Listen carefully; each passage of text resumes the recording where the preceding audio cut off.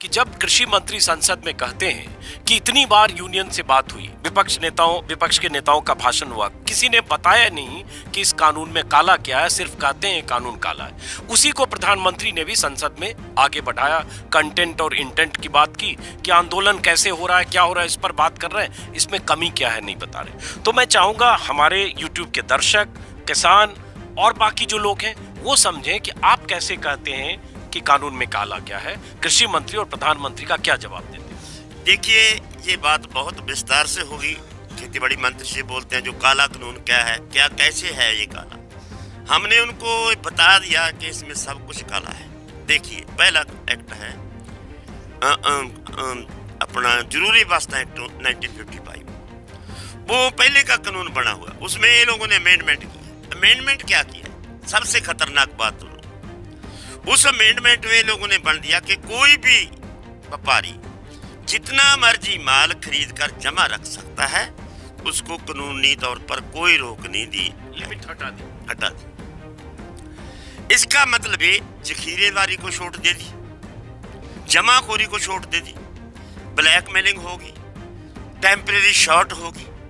इसका मतलब ये खाद्य पदार्थ वो अगर सारी की सारी एक कारपोरेट घराने के हाथ में आ गई तो मार्केट में टेम्परेरी शॉर्ट हो सकती है। प्याज है, गंडे है, आलू है, जो मनुख की चीजें हैं बरतते हैं जो हम उसकी टेम्परेरी शॉर्ट से मर्जी के रेट नहीं लगाएगा वो।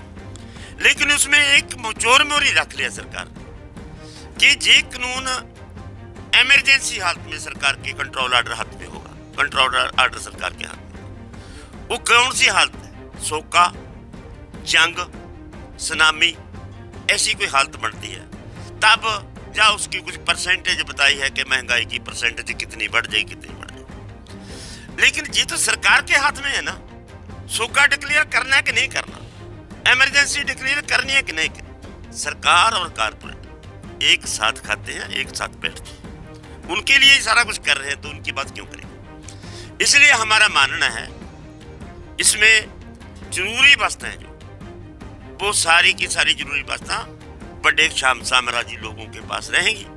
ये है पहला एसएससी कम्युनिटी एक्ट के बीच में आया हुआ।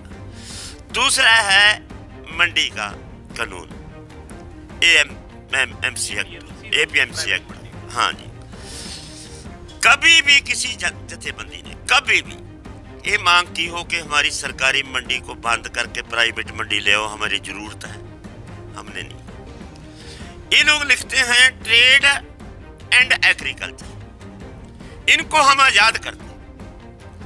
एग्रीकल्चर को क्या आजादी है, एग्रीकल्चर को आजादी ये है कि कोई भी किसान जहां से माल खरीद पैदावार करता है उसको जहां मर्जी बेच सकता है, जब मर्जी बेच सकता है। उसको आजादी दे दिया कि वो गेहूं पैदा करे, अपने घर में मकान में सांभे और केरला में बेचे, उड़ीसा में बेचे, पाकिस्तान में बेचे, जहां मर्जी बेचे।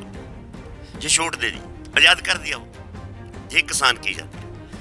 व्यापारी को आजाद कर दिया कि वो अपने जितने मर्जी बड़े गोदाम खोले, जितना मर्जी अनाज खरीदे, उसको कोई टैक्स नहीं होगा। वो टैक्स नहीं होगा, इसका मतलब है उसको प्राइवेट मार्केट खोलने की छूट दे दी, 8.5% टैक्स की छूट दे दी। इसका मतलब उसको 1-2.25 रुपया क्विंटल मगर रैयत दे दी। उस रैयत के साथ वो लोगों ने गोदाम खोलने हैं और मार्केट से माल खरीदना है। मार्केट में अगर 1950 का रेट है, 2000 रुपया देगा वो, तो सरकारी मार्केट में कोई माल नहीं गिरेगा, सारे का सारा माल प्राइवेट मार्केट में जाएगा। अगर सरकारी मार्केट में माल ही ना गिरा तो खरीद एजेंसी क्या करेगी, एमएसपी क्या करेगा, मार्केट कमेटी क्या करेगी, ट्रक यूनियन वाले क्या करेंगे, लेबर वाले क्या करेंगे। इस सारे के सारे लोगों का नुकसान होगा। आड़तिया क्या करेगा इन बीच में अगर प्राइवेट मंडी में एमएसपी से ज्यादा में खरीद लिया, इसलिए एपीएमसी में नहीं गई, तो किसान को तो फायदा हुआ।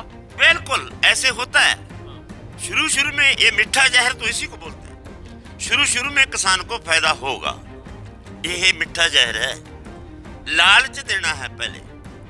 अगर लंबी बात होती है, हरी क्रांति के ऊपर बात चली गई, उसको ज़्यादा रेट मिल गया, वो प्राइवेट प्लेयर के पास जाएगा, सरकारी मार्केट में नहीं है। आप बात समझे मरी, सरकारी मार्केट में नहीं आएगा, तो सरकारी मार्केट तो फेल हो गया।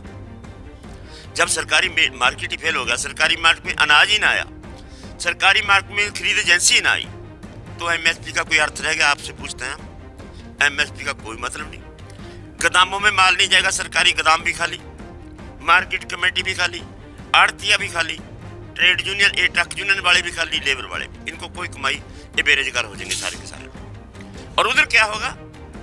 वो 50 रुपया ज्यादा देकर भी 125 रुपया क्वांटल मांग, उसको फिर भी फायदा होता है, क्योंकि उसको टैक्स पौने 200 रुपया क्वांटल के पास आसपास उसको छूट दी हुई है। वो कितनी देर देगा? जितनी देर एफसीआई, मार्कफेड और ये खरीद एजेंसियां फेल होके घर में नहीं बैठ जाती। जब ये घर में बैठ गई तो सरकारी मार्केट फेल हो गया, फिर है प्राइवेट प्लेयर ही मार्केट में रह गया, एक प्लेयर ही रह गया मालिक। वो प्लेयर फिर जब उसके ऊपर डिपेंड हो गए हम, फिर वो मनमानी करेगा, मर्जी के रेट दे। मर्जी के रेट किसानी का कितना पहले भी घाटे वाला है, तो इनपुट से ज्यादा होगी, आउटपुट होगा नहीं, मुनाफा होगा नहीं, फिर वो किसान को कर्जा चुकना पड़ेगा। जब कर्जा ना मुड़ा तो सरकार को कर्जा मोड़ने के लिए किसान को जमीन बेचनी पड़ेगी। जो मोदी साहब बोलते हैं कि जमीन की तो हम कोई लैन ही नहीं पाई, इसकी भी लैन पाने की जरूरत नहीं है। गाली देना है तो गाली के लिए और शब्द बहुत है, लैंड पाने की जरूरत नहीं, जमीन जाने का रास्ता खोल दिया। जमीन कौन खरीदेगा? कारपोरेट सेक्टर, जिसके पास पैसे हैं। इसका मतलब ये खाद्य पदार्थ पैदा करने वाले लोगों को जमीनों से बेला करके अपने हाथ में कारपोरेट घराने ले लेंगे। उसमें आपके लिए भी तकलीफ है, इनके लिए भी तकलीफ है, हमारे लिए भी।